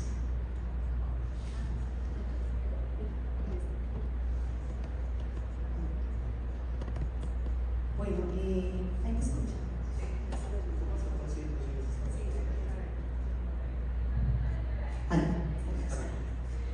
Sí, bueno, a propósito de la pregunta de César, pues yo soy docente en el Instituto Técnico Industrial Pascual Bravo, en el área de ética. De hecho, a propósito de esa pregunta, pues conversaba con Santiago, inclusive con César, que es una pregunta compleja. porque la noción de saber escolar parte de una idea que es que la escuela produce un saber en una cultura escolar, a partir de la cultura escolar. Por lo tanto, la escuela es una institución de saber que tiene unos rituales, unos espacios, unos sujetos, unos tiempos, que está configurada por unas normas que definen lo que se enseña, los comportamientos que se inculcan, las prácticas que posibilitan esa transmisión de conocimientos, también cómo se incorporan esos comportamientos. Por eso entonces no es posible decir que los saberes escolares son idénticos a los saberes académicos, y tampoco que el saber escolar se reduce a la reflexión individual del maestro, porque los saberes se configuran en los manuales escolares, en las prácticas, en los tiempos de la escuela, en las relaciones escolares específicamente. Ahora bien, eso no significa que el maestro no sea un sujeto clave en ese proceso de producción de saber escolar. De hecho, el maestro es fundamental porque finalmente el maestro reelabora, recrea, reconfigura los saberes que circulan allí. Entonces, en ese orden de ideas, yo diría que todos los maestros, como lo dice la compañera, la colega, se pueden constituir en sujetos que producen saber escolar. Sí, los saberes escolares son una invención de las prácticas de enseñanza que se desarrollan en una cultura escolar, pues evidentemente la escuela se configura como un espacio de saber donde el maestro está reelaborando y recreando esos saberes y por lo tanto los está produciendo. Entonces la escuela adquiere ese carácter de creación, de ser un espacio productivo, no la lógica empresarial, sino que produce. En la medida que allí se genera, como los autores del campo lo dicen, esa alquimia, una alquimia que está mediada, por supuesto, por ese lugar que el maestro tiene. Entonces hay un espacio de resistencia que permite asumir la escuela bajo otras miradas, y por supuesto al maestro como un sujeto que hace posible esa lectura de la escuela como un espacio de saber. Todos en ese orden de ideas, insisto, se configuran como productores de saber escolar. Gracias, Karen. Bueno, siguiendo con esa línea de comprender el saber escolar como ese juego alquímico que se da precisamente en cómo se piensa la enseñanza de los saberes, y que no es un asunto individual, a mí me gustaría hacer un reconocimiento específico, uno, a las facultades de educación, porque cuando uno estudia la configuración de un saber escolar se puede ir por dos vías: la disciplinarización de ese saber, pero también la profesionalización. Precisamente esa inquietud que tenía al inicio sobre mi identidad maestro, reconocí que no era un asunto individual, sino que era un asunto colectivo, y precisamente la configuración de las ciencias naturales como un saber escolar me llevó a reconocer que estaba completamente ligado con la emergencia del maestro en ciencias en Colombia, ¿cierto? Y las características y los saberes y las formas en las que se enseña a ser maestro en ciencias naturales. Entonces, eso por una primera parte. Entonces, cuando Esteban mencionaba que las facultades desde cada una de las licenciaturas habitan espacios para pensarnos en cómo esos conocimientos están siendo llevados a la formación de maestros, en cómo acercamos a los maestros a las escuelas, cuáles son las reflexiones que ellos traen y cómo van produciendo conocimiento frente a sus vivencias. Ahí hay unos puntos de inicios frente a la evolución de ese saber escolar. Y en un segundo momento está hacerle un reconocimiento a lo colectivo, los colectivos de maestros, esos colectivos que se piensan por una educación antirracista en ciencias naturales, en una educación decolonial con enfoque de género, porque es precisamente en esos colectivos donde se dan las modulaciones, las transformaciones de lo que es los saberes escolares. Entonces las ciencias naturales no siempre ha sido igual, no sigue siendo la misma desde 1903 hasta hoy, ha tenido unas transformaciones y esas transformaciones dan cuenta precisamente de las luchas y reflexiones que esos maestros en colectivo han tenido. Entonces yo destaco uno, que si bien son todos, son un todos unidos, un todos en colectivo que se está pensando la educación. Bueno, volviendo a lo inicial que mencionaba el profesor César, bueno, yo fui coordinador de convivencia y docente de filosofía, política, economía y ciencias sociales del Colegio Paula Montal de Itagüí. Digo fui porque renuncié hace un par de meses a voluntad propia por unos asuntos con los que, digamos, hacía resistencia, no estaba de acuerdo, entonces preferí dar un paso al costado. Y bueno, y actualmente trabajo en un grupo de investigación en patobiología de la Facultad de Ciencias Agrarias que se llama Quirón. Y bueno, pues volviendo al punto de la pregunta, cómo enlazar esa experiencia con esos docentes que sin saberlo están haciendo están construyendo una estética particular y de la misma manera están formando un saber escolar, ¿cierto? Muchos de mis colegas tenían trabajos espectaculares que llegan con los estudiantes y que uno, incluso como colega, se lo resaltaba, pero no llegaban a percatarse que eso que estaban haciendo era realmente saber escolar, ¿cierto? Y también hay un factor fundamental y es cómo nosotros llegamos a ese punto de reflexión. Volviendo a lo que mencionaba hace un momento, si no tenemos ese espacio vital, ¿cierto? Me parece algo fundamental dentro de esta profesión, porque recuerdo que se hablaba de que la docencia es una vocación, ¿cierto? Y como vocación eso no debe ser igual a esclavitud, en el sentido que termina uno pensando en otras cosas menos en aquello que logró construir en ese día con los estudiantes, ¿cierto? Entonces, para mí eso es un asunto primordial. A partir de ahí, yo digo y comparto lo que decían las colegas, que todos los docentes que hacen parte de la institución tienen esa facultad de poder construir ese saber escolar. Yendo específicamente a algunas compañeras, yo recuerdo por ejemplo a Nina Monsalve y María Grecia Zapata, que sus trabajos desde el principio a fin demostraban que había un interés más allá frente al simple hecho de dar una clase, ¿cierto? De dar esa huella y poder trascender en esa experiencia del estudiante, que a fin de cuentas estamos es para acompañar en un proceso o en una pequeña etapa de la vida. Recuerdo, bueno, llegando como a otra experiencia a partir de lo que mencionaba la colega, yo soy egresado por ejemplo del Pascual Bravo, y recuerdo también esa estética particular que se configuraba en cada uno de los docentes, que de cierta manera construían un saber, pero que ellos no se percataban y que al día de hoy sigue estando incluso en la propia estética de uno, ¿cierto? ¿Cómo eso llega a trascender? Ese saber escolar puede llegar a trascender a partir de la oralidad, no necesariamente a través del registro escrito.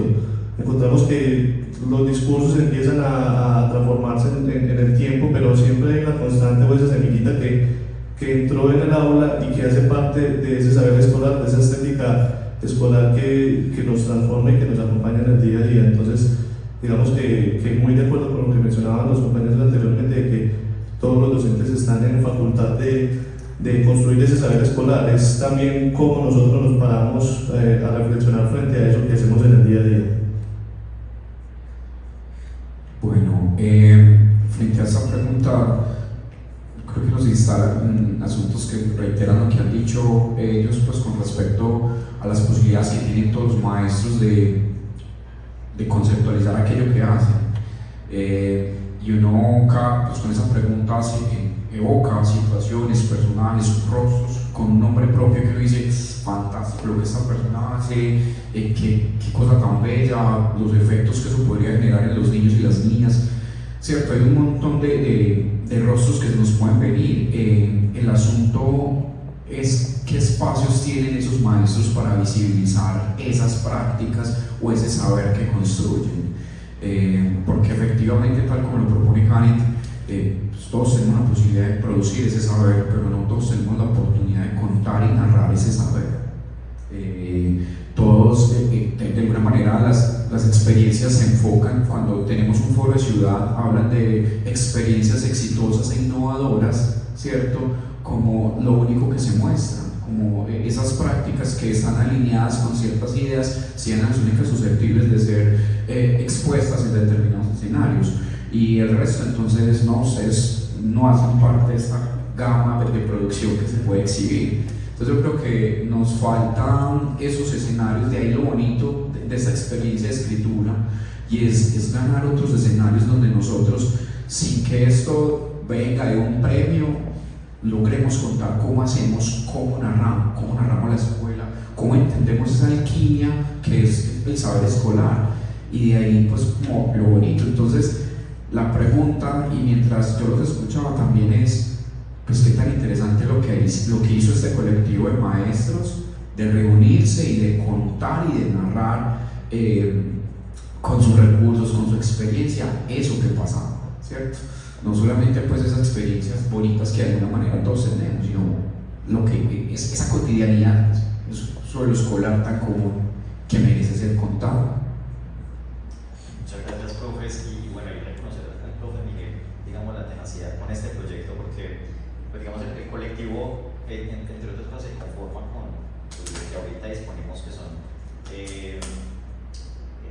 estos medios tecnológicos, ¿cierto? Tenemos ahí una plataforma de grupo de WhatsApp, ¿cierto? Y el profe Miguel constantemente nos invita a escribir, ¿cierto? En múltiples proyectos. Y bueno, a propósito de eso, esta pregunta solamente es para el profe Miguel. Profe, bueno, nosotros sabemos que, digamos, la rigurosidad de lo que hace el Grupo de Historia de la Práctica Pedagógica se sostiene en buena medida con la construcción del archivo, ¿cierto? Y su positividad. Y pues por supuesto este asunto del saber escolar pues es un derivado de esa construcción de esos archivos. A mí se me ocurre preguntarle al profe, porque uno le ve, digamos, como voy a decir así, no sé cómo suena, como el apetito intelectual, ¿cierto?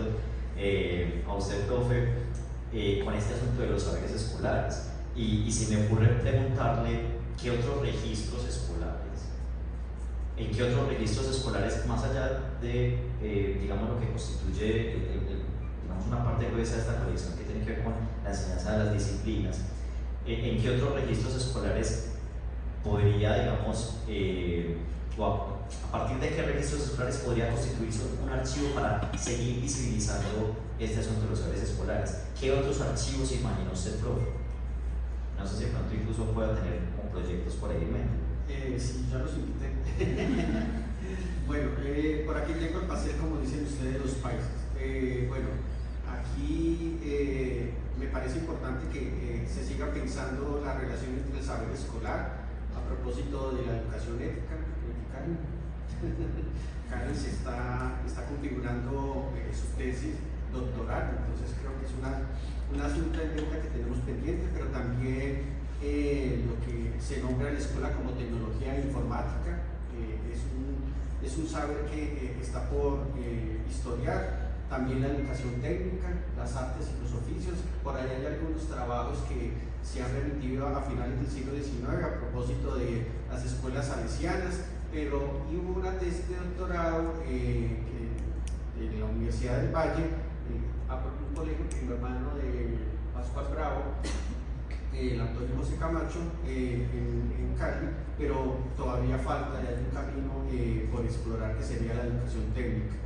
Hay trabajos como la tesis de la profesora Ana María a propósito de la educación rural, pero es necesario seguir avanzando, sobre todo cómo más o menos desde la tercera mitad del siglo XX se empieza a feminizar el magisterio, y las escuelas rurales fueron un campo de experimentación pedagógica, si me permite utilizar la palabra, para el ejercicio del magisterio femenino. Entonces ahí hay un asunto muy interesante.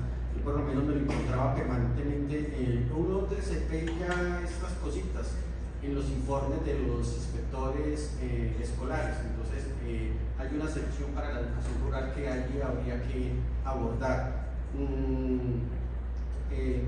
al interior del grupo se ha pensado lo que es la educación física, pero faltaría abordar la relación entre la educación física, la recreación y el deporte.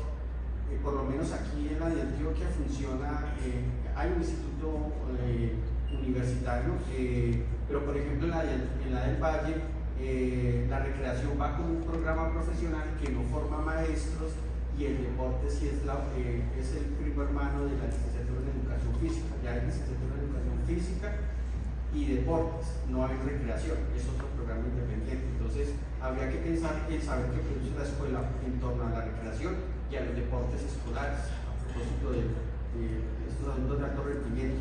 En el marco del posconflicto, pues pensar la educación para las paces es un tema que habría que seguir abordando.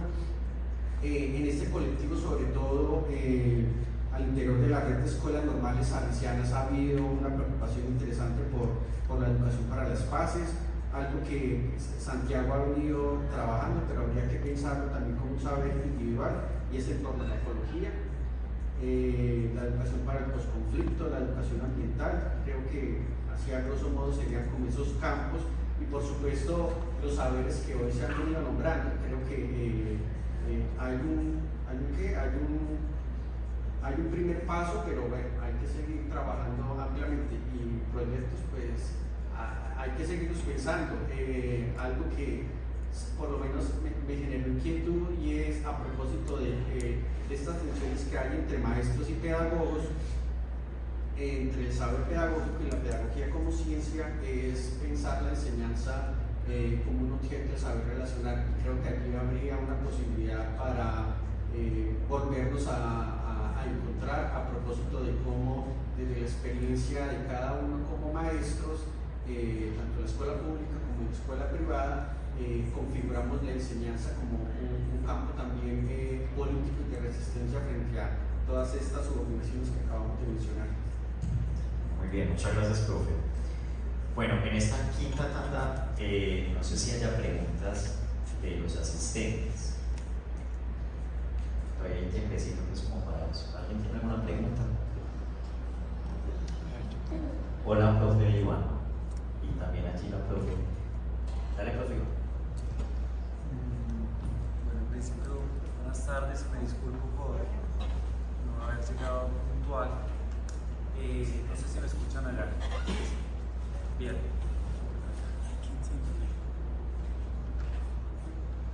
Bien, buenas tardes. Hola, hola. Listo. Bien, buenas tardes a todos, a todas, a este equipo de maestras y maestros pues, que se han dado también a la tarea de presentarnos este ejercicio analítico, este ejercicio de escritura, que se da el trabajo del profe Miguel, saludarlo también.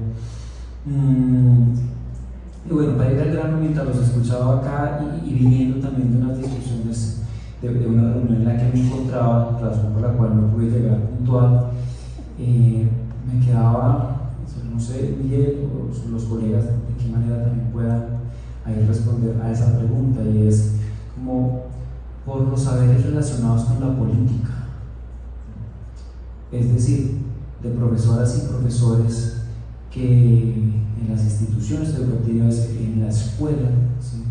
Tienen ese atrevimiento de pensar políticamente su enseñanza, y a partir de allí incluso producir posicionamientos críticos a razón de la creación de esa escuela, o incluso de cómo esa escuela le habla a la sociedad.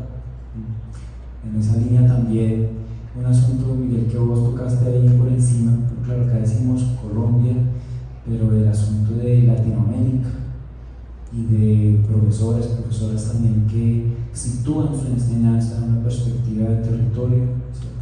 Y cómo desde allí entonces generan un saber.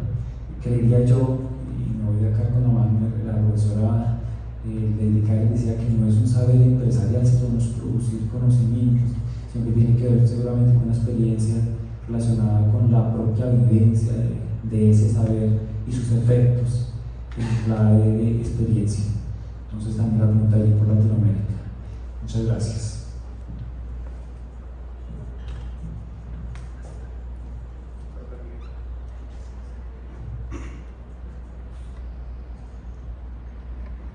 Bueno, voy a hablar un poquito más desde mi experiencia, precisamente. Y lo voy a hablar también en términos de la estética que yo llegué a configurar en el aula a partir de las clases de política y economía, ¿cierto? En un colegio privado, que principalmente es católico, conservador, que digamos tiene mucha resistencia a todos estos temas y discursos en los cuales está la posibilidad de debatir y cuestionar las realidades políticas en las cuales estamos inmersos y nosotros también como sujetos políticos. Una orientación o una forma en la que logré orientarlo desde el sector privado es hacerlo de manera subrepticia pero de forma explícita, no sé si me hago entender, es organizar toda la clase en pro de un tema y un objetivo, pero que realmente ese no es el objetivo, sino cómo se llega a ese fin. Entonces podríamos tomar como problematización digamos la postura política de Colombia con relación a otros países de Latinoamérica frente a lo que sucede en estos momentos entre Palestina y Israel, ¿cierto? Digamos que ese no es un tema que nosotros digamos directamente llevamos a la aula ya por cuestiones como mencioné antes, digamos más privativas, sino que empieza a surgir en medio de como un pretexto a ese texto principal, ¿cierto? Empieza a surgir otro subtema en el cual nos podemos expandir dentro de la aula de clase y dentro de esa planeación, pero que a fin de cuentas si yo entrego una planeación, si yo entrego como ese registro como tal en el aula, pues esa no fue como la finalidad principal particularmente. Entonces también me pone a pensar, dentro de ese mismo saber escolar, nosotros como terminamos también solo viendo la superficie y no vemos todo el contenido que puede haber detrás de un tema, ¿cierto? Que puede ser el pretexto para muchas competencias. Y en este caso es cuestionar precisamente la posición política de países como Colombia o Argentina, ¿cierto? Que digamos hay una contraposición frente a lo que sucede entre Israel y Palestina, y así con muchas situaciones incluso más de orden particular, ¿cierto? Puede ser de temas de ciudad, temas de barrio, pero que a fin de cuentas no queda explícito, sino que queda de forma subrepticia ahí en el aula. Así pues lo hablo desde esa estética que configuré en el aula.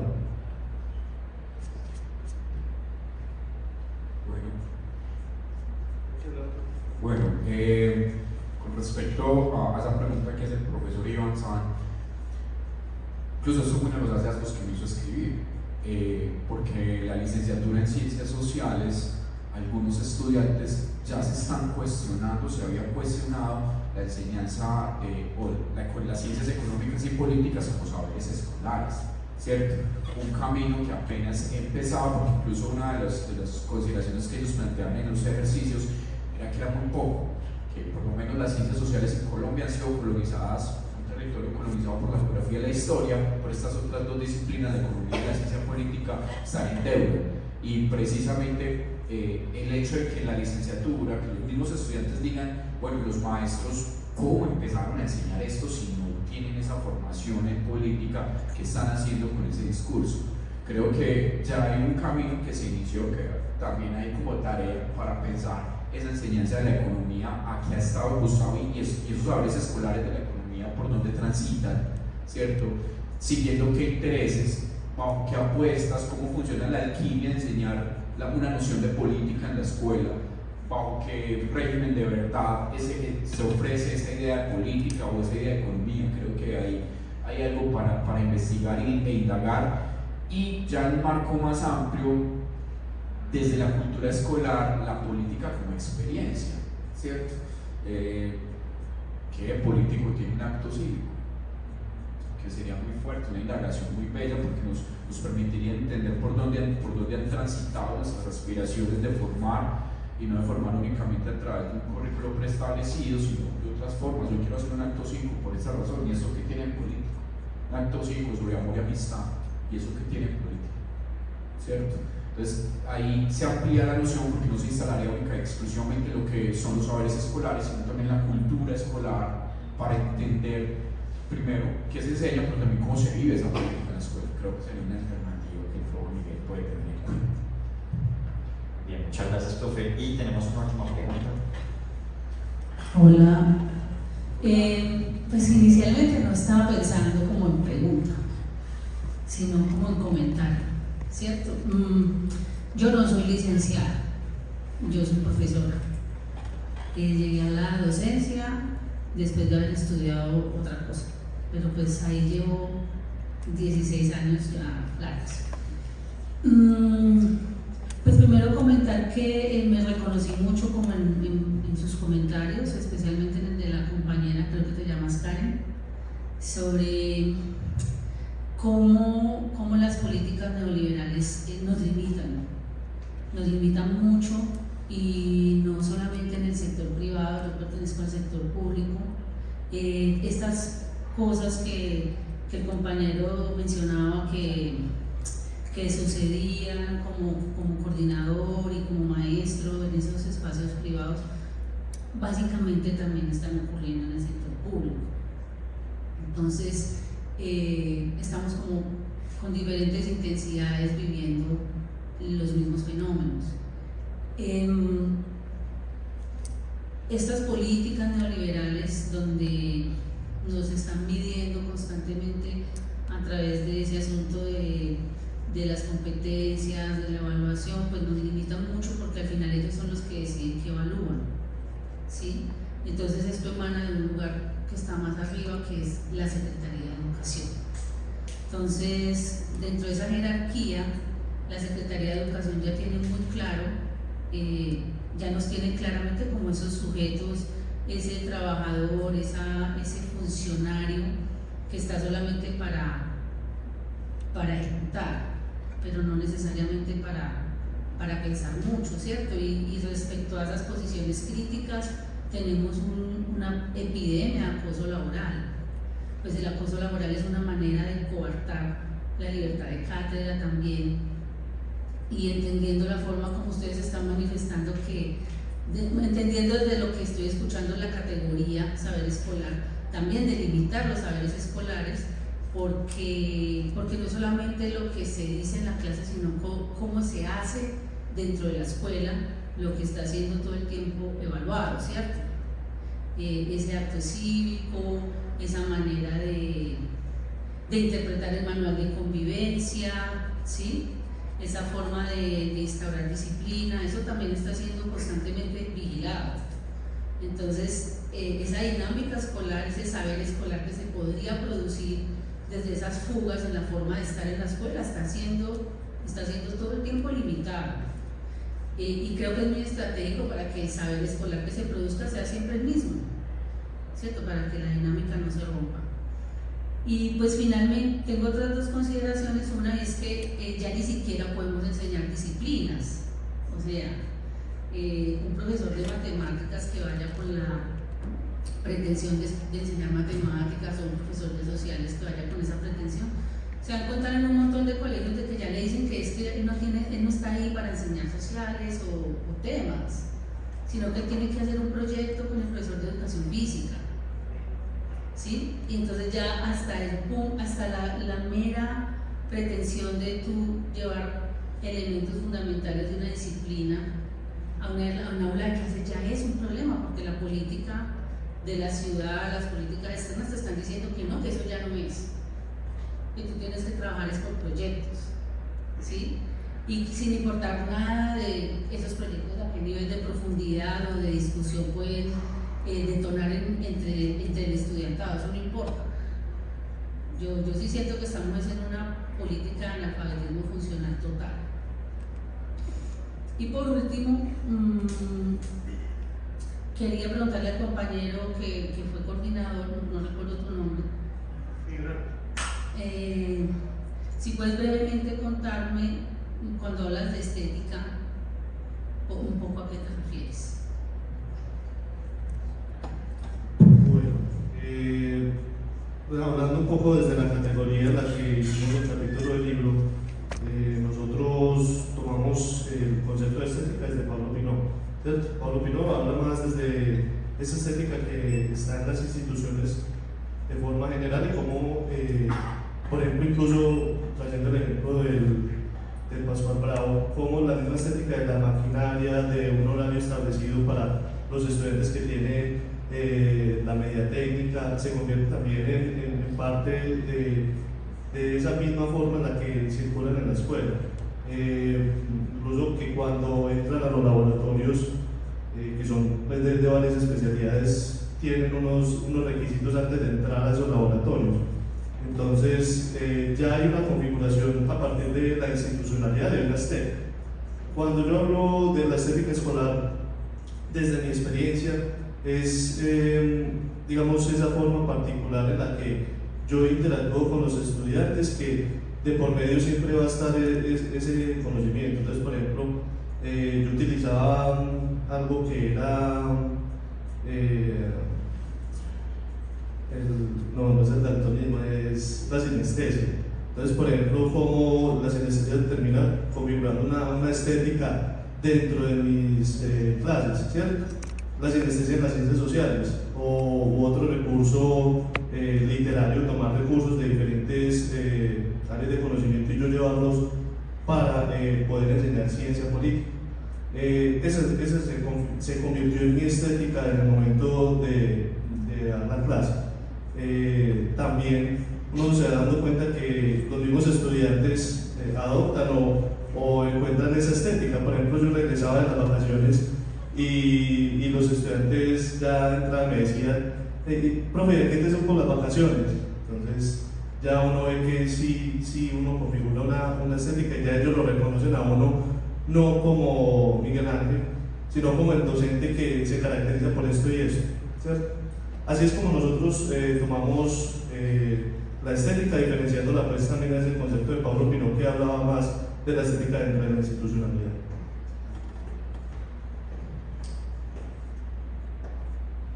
Sí, buenas tardes. Bueno, algo que me llama la atención es que en la presentación de los tomos, en el tomo 2 y en el tomo 4 hablan de la filosofía de la educación como un saber escolar. Me genera la inquietud es porque también se habla de la filosofía escolar, ¿cierto?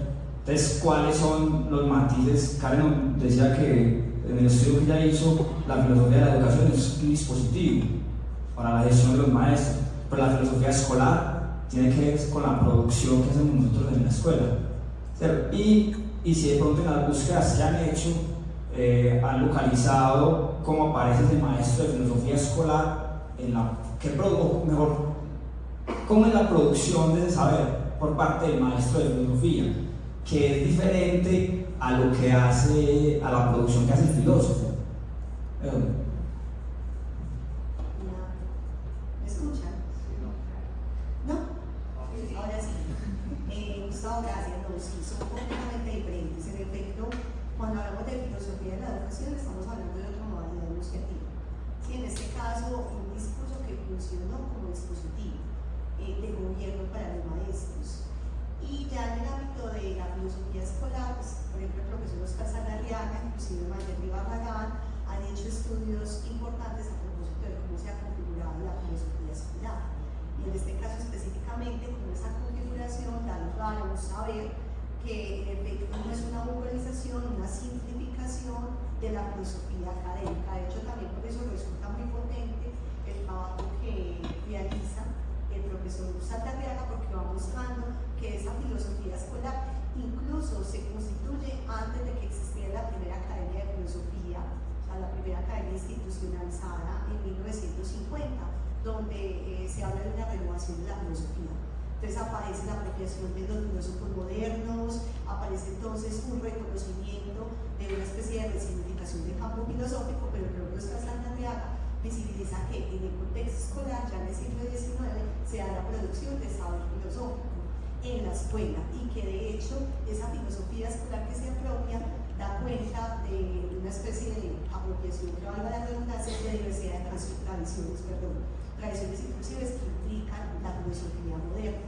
Entonces ahí radica también lo interesante, porque lo que algunos autores han podido mostrar en este campo de las disciplinas escolares es que los saberes escolares en ocasiones se constituyen primero en el contexto escolar, que es lo que hace Alejandro Álvarez con la historia, por ejemplo. En su tesis doctoral muestra que la historia es producto en primera instancia de las escuela y que después se configura como un saber académico, o André Cherver, con la gramática también francesa, muestran cómo primero se constituye la escuela. Entonces, en el caso de la filosofía, cobra especial relevancia visibilizar esa constitución mucho antes de que los filósofos colombianos indicaran, digamos, todo ese proceso de renovación del campo de la filosofía, cuando ya en la escuela estaba circulando esos conceptos de esas tradiciones que se empiezan a evidenciar a mediados del siglo XX.